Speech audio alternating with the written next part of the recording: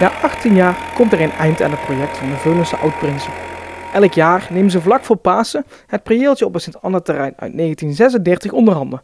Maar door de verkoop van het terrein komt aan deze activiteit een einde. Nou, dat is gekomen in 2001. Toen heeft de APK hier een rondleiding gehad. En toen kwam men uit hier bij dit prieeltje en het was totaal onderkomen. Maar de mensen die er toen waren, die zeiden wij gaan dit adopteren. Dus de APK Veulen heeft eigenlijk dit prieeltje geadopteerd. En al die jaren onderhouden. En dan vooral ook die takken. Die staken allemaal recht de lucht in. En in het prieeltje moet hij er omheen buigen. Ja. Dus ieder jaar moet dat bijgehouden worden. En als je dat niet ieder jaar doet, dan gaat het verloren. De Van Rensdal Groep heeft het terrein overgenomen en is de Veulense club dankbaar voor het jarenlange onderhoud. Het is fantastisch. Ik denk als zij dat niet hadden gedaan en niet die 18 jaar lang hier elk jaar hadden schoongeveegd en loten geknipt en nieuwe beuken bijgeplant, dan was het berceau er niet meer geweest. Dat durf ik echt wel te stellen. Dus wij zijn ze heel erg dankbaar dat ze dat als project hebben opgepakt. Tan van Els heeft zich hard ingezet om het monumentale park te behouden. Want Sint-Anna was vroeger een gesloten instituut, daar kwam men niet zoveel. En een onbekend maakt onbemind. En dat was eigenlijk de grond om te zorgen met aandacht voor dit geheel. En dat heb ik met name voor dit prieel gedaan, omdat het in 2002 ernstig in verval was.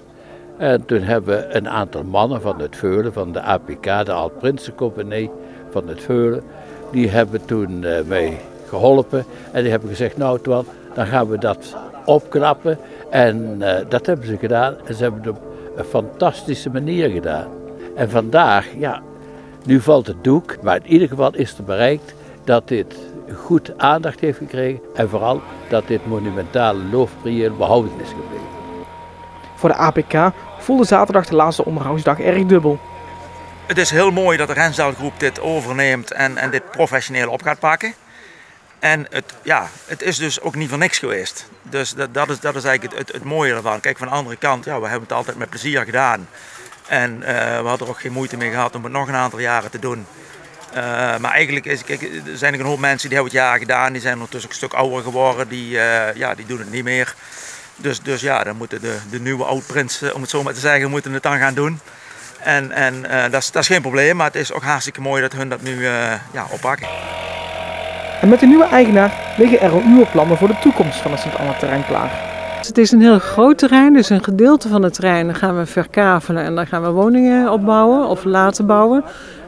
Door mensen die zelf een woning willen bouwen.